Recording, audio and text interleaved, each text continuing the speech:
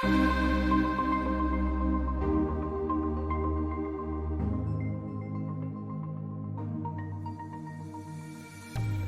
and welcome to the Geeky Medics podcast. My name is Josh Chambers, a medical student at the University of East Anglia, and this podcast selfishly gives me an excellent excuse to interview interesting doctors and healthcare professionals from a range of backgrounds, drilling down to why they chose the speciality they're in and what it's really like to do the job.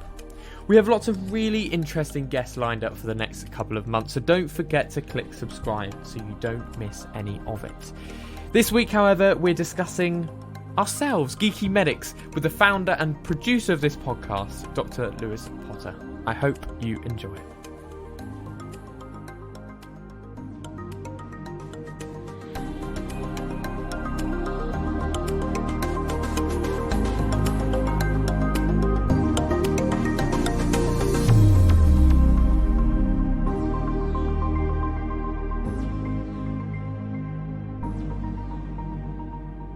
Dr. Potter obtained his medical degree from Newcastle University in 2012 before embarking on medical training. Between completing his foundation years and becoming a general practice trainee, he took on various hospital locum posts while developing Geeky Medics. He also became an NHS Clinical Entrepreneurship Fellow in 2016. Lewis, thank you for joining us. I thought this would be a really good opportunity to get to know the person behind the Geeky Medics platform. So, starting at the beginning, where are you originally from? That's very formal. I come from Middlesbrough originally, so that's in the northeast, but I currently reside in Newcastle, which is about an hour north of Middlesbrough. So I sort of moved up here in the latter part of the degree for my clinical placements, and then I stuck around. I ended up doing my foundation training here and subsequent GP training. So I've sort of stuck with Newcastle ever since. And I'm going to ask a cliche question now. Why medicine? It's not a very inspiring story, really. When I was at school, I didn't really know about medicine. I didn't go to the best school and didn't know anyone who was, doing medicine or know anyone who was a doctor, really. And it was when I actually wanted to do IT. And when I went to college to do IT, on the open day when I went to choose which courses I was going to do, they told me I couldn't do IT because I didn't have a GCSE in it, which was awkward because I'd kind of planned on that. And I had chosen IT at GCSE, but the teacher of GCSE had left the school at the beginning of the course. So I was switched to business studies. So I got a sort of involuntary GNVQ in business studies rather than my IT GCSE, which seemed fine at the time, but obviously I didn't realize the repercussions when I was going to college.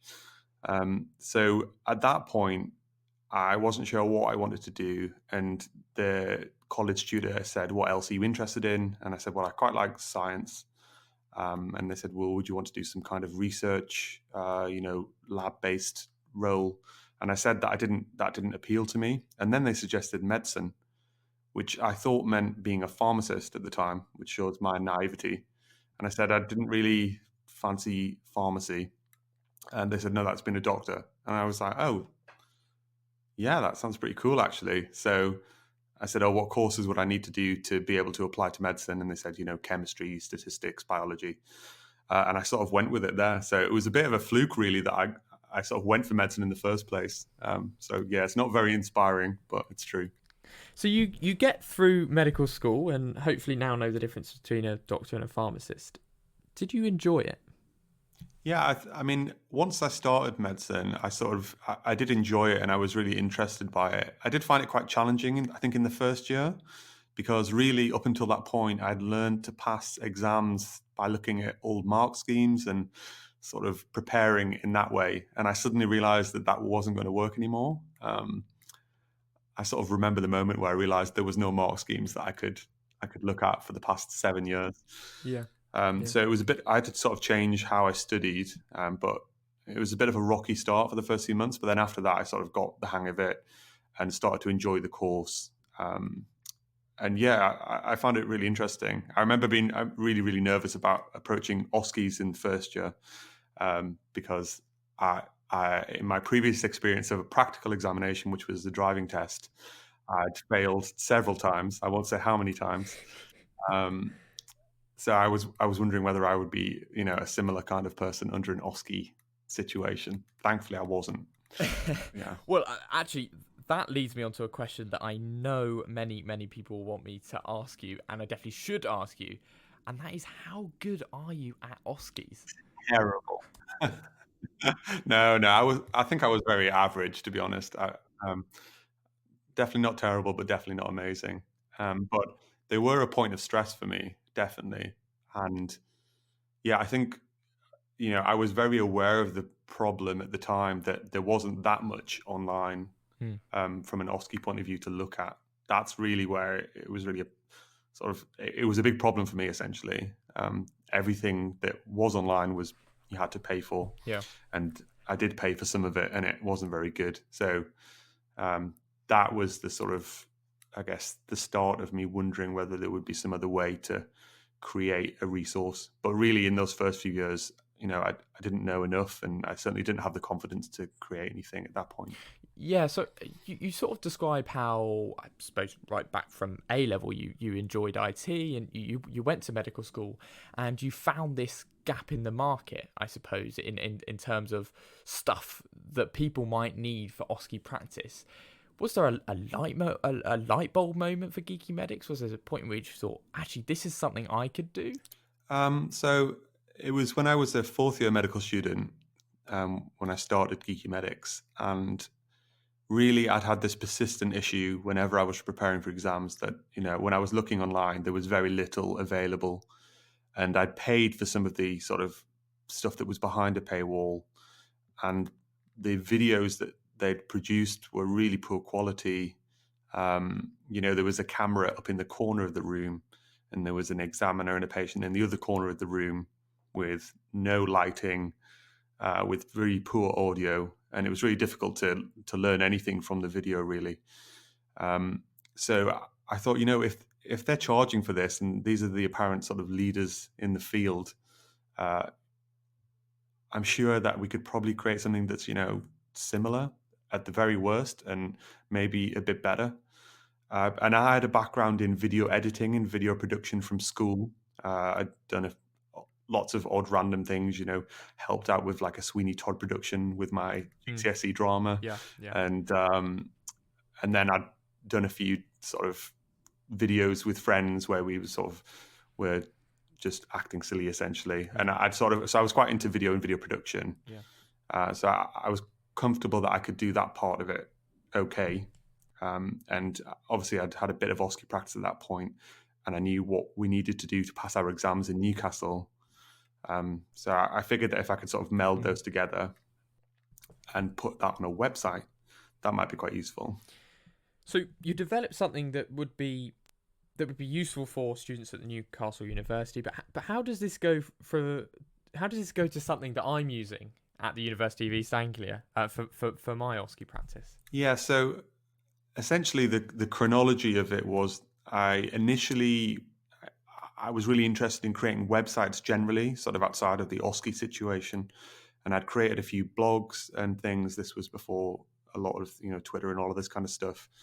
And obviously no one read my blogs because no one cared. But I enjoyed like creating a website, and I found it really interesting to be able to do that. And for someone on their PC to be able to, God, saying PC sounds so old, but from their computer to be able to access the same thing that I'd created on mine, that was kind of mind blowing in a way that was possible. Yeah. For someone like me to be able to do. So I'd created this blog that was Geeky Medics. And essentially it was a system called WordPress, which was in its very early days at that point. And it was a system that made it a bit easier to get a website up and running and for you to be able to post to it. And I sort of adapted it for the initial Geeky Medics website, which essentially just contained a collection of my notes from the topics I was covering at the time in fourth year. And essentially, whenever I had to really work on a topic to understand it, I would collate that into a post and put it up. So I remember one of the first ones was glomerulonephritis. I'd really found difficult. So I put that up on the website, and told a few friends that it was there, and a few of them found it useful. But that was about it. And I sort of the geekymedics.com URL I had already because I'd wanted to start a podcast, funnily enough, where people chatted about medicine and all the rest of it. Yeah. But after trying one episode and hearing my voice droning on about random tech news and medical stuff, I realized that was a terrible idea. So I saved that URL, and then I thought this was a good time to reuse it. So the website just existed essentially as a collection of notes initially, and there wasn't really any OSCE content on there. Lots of people seem to sort of have these kind of ideas at medical school and even at university, and they sound all very good and very good ideas. But how do you market something like this? How does something like this go from an idea to something that many people are using across the world? So, I mean, initially it started by me just telling friends in my year group, and then part of that was word of mouth, sort of because I'm not a particularly good marketer. So people told each other that the website was there. My attempt at marketing was to go out to some medical student forums at the time. And I actually found one of the posts that I did. And essentially I said, look, I've got this website. There's some free OSCE stuff on it. You should check it out. And I kind of thought, this is all free stuff. People will love it and will be really keen for it. But no one replied to that post, I remember, for a month or two, which is pretty disheartening. Yeah. And the videos I'd posted them on YouTube and then embedded them on the website. And those were getting, the only views they were getting were me every time I revisited them, and the view count would go up by one. So it was pretty difficult for those months. And then one person did reply, and they said that they were surprised by the lack of other people's interest, which was a bit of a pity reply, I guess. But they said that they liked it and that they would help spreading da word, was their exact words. Which I thought I was delighted by that. I thought that's great. Of course. And then from there, really, I can't take much credit for it growing, because that was probably the height of my marketing, was posting those few times. But slowly but surely, I can only assume through word of mouth, more people started to view the videos and the website.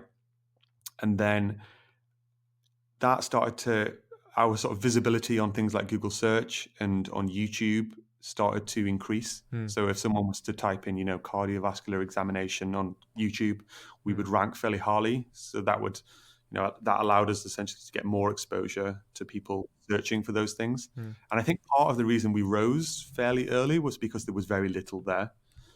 So there was definitely an element of timing that helped. There wasn't that much competition, really.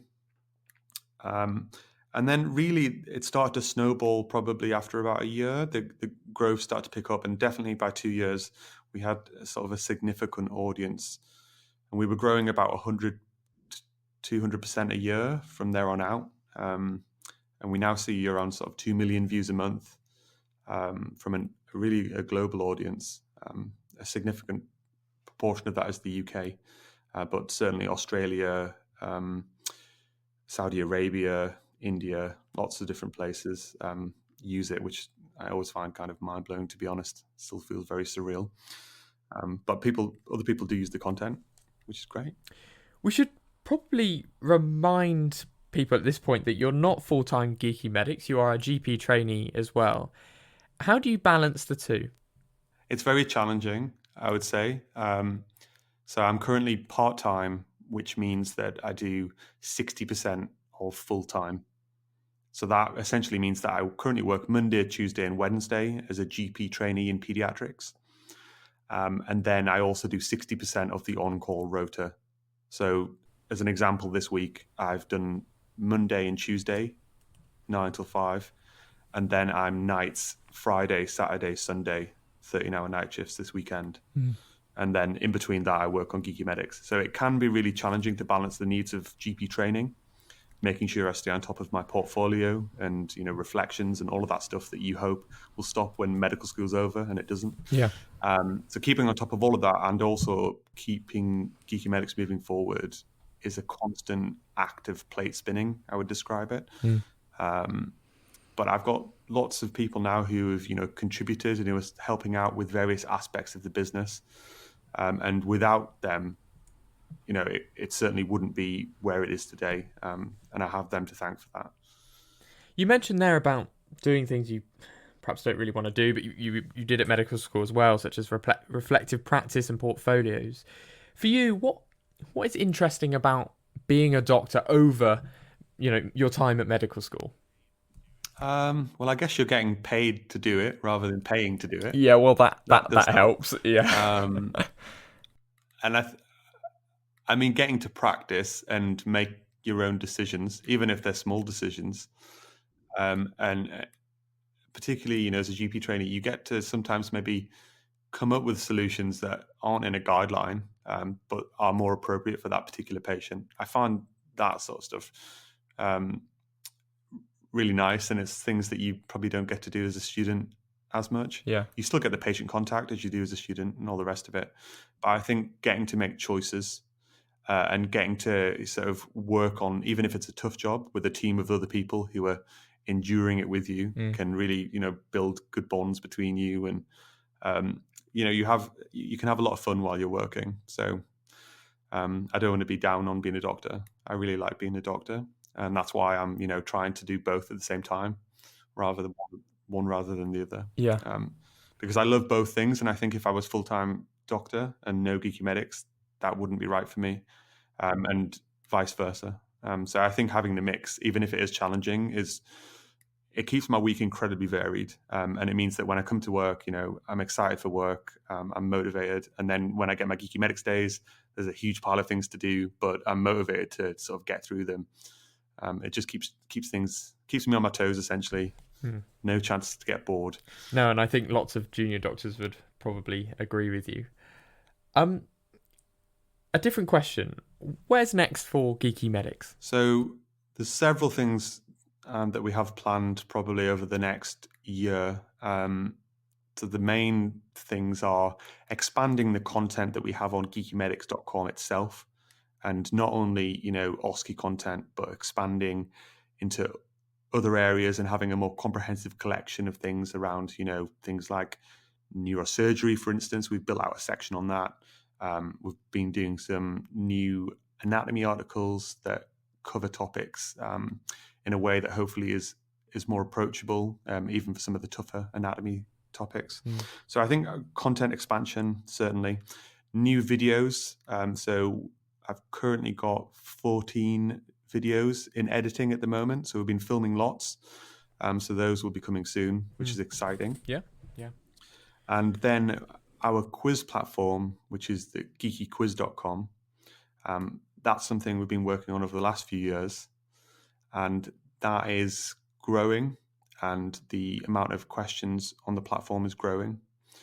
And we're soon going to be adding several new features which should really improve the experience for people wanting to learn about specific topics on the platform and to get feedback on their performance on those specific topics. So there's lots of things going on, and I see, I certainly don't see the end in sight as to when I'll run out of new direction for us to move in. The podcast is another exciting thing. Of course. That you contacted me about, and I'm really excited to be involved in. So there's lots of things. Sometimes I don't like to think about it all at once because it seems quite overwhelming. But I try and take it day by day. But certainly we've got a lot of things that are going to be happening over the next year, which should hopefully really improve the experience for everyone. I'm now going to ask a question I'm pretty sure lots of people will want me to ask, and that is the famous Andrew. How long has he been a final year medical student?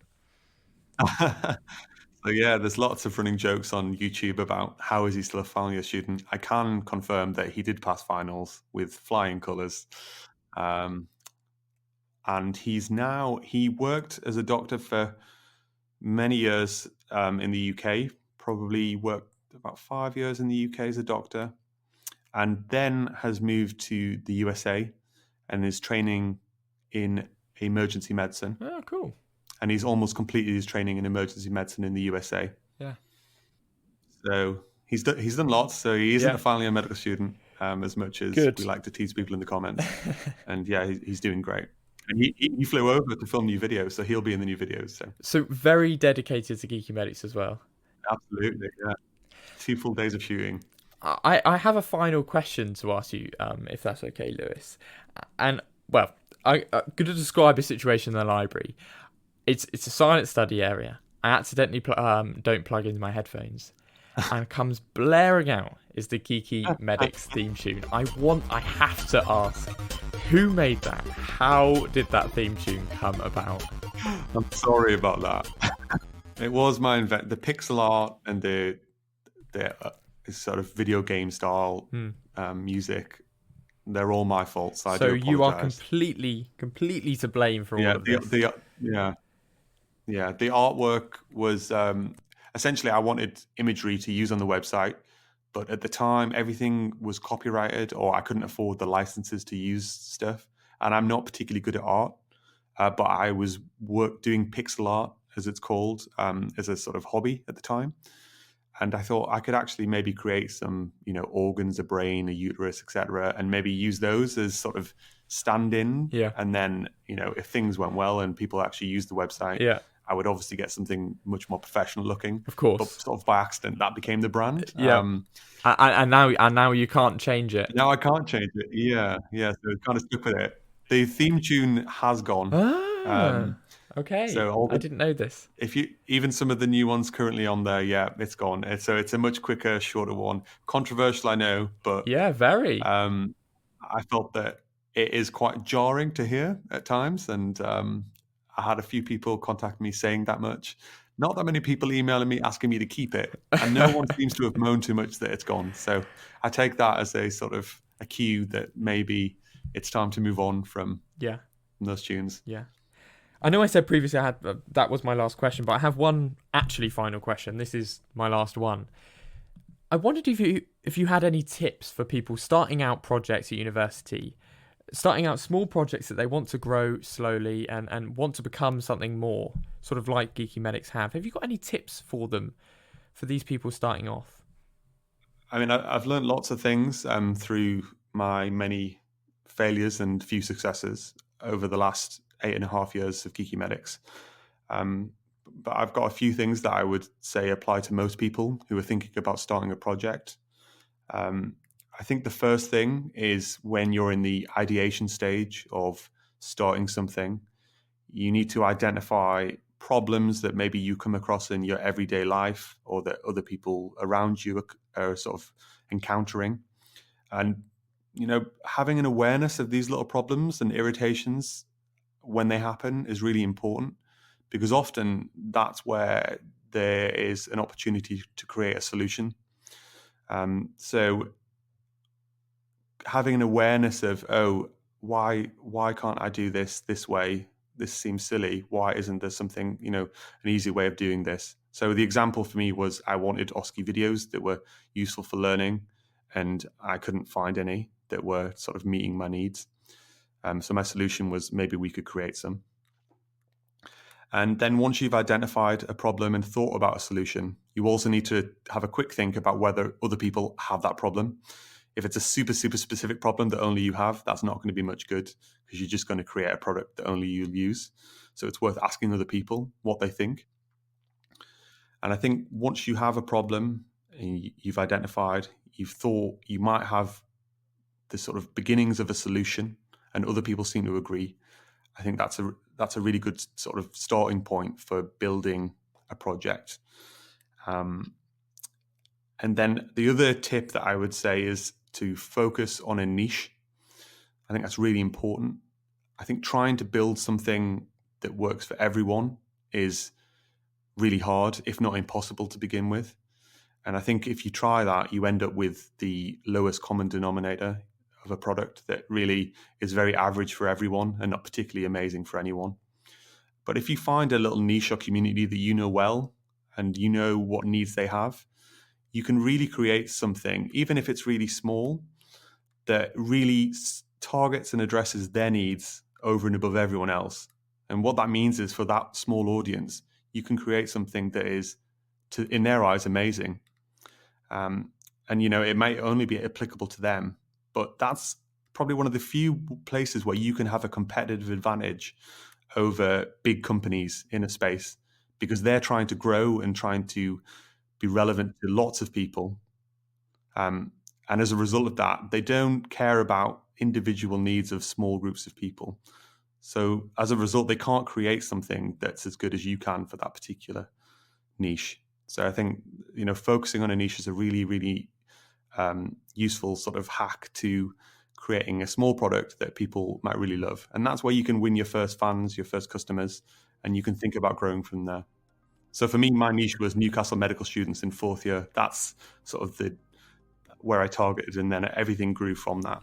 Well, Lewis, thank you so much for coming on the podcast. It's been really interesting to hear how you've developed Geeky Medics, how you've got something which is essentially your notes to the platform it is today. And I definitely have to say thank you on behalf of all the medical students who have used Geeky Medics in the past, and in particular myself for helping me pass my OSCEs. So thanks very much, and thanks again for coming on the podcast. No worries, it's a pleasure.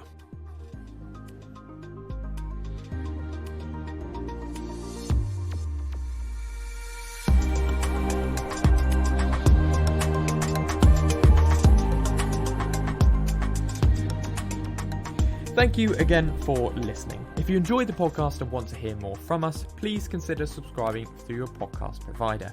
You can also follow Geeky Medics on Instagram, Twitter, and Facebook. We'd love to hear from you with suggestions on who you would like to hear from next. Thank you, as always, to the producers of this episode of the podcast, Alice Appleton and Dr. Lewis Potter himself.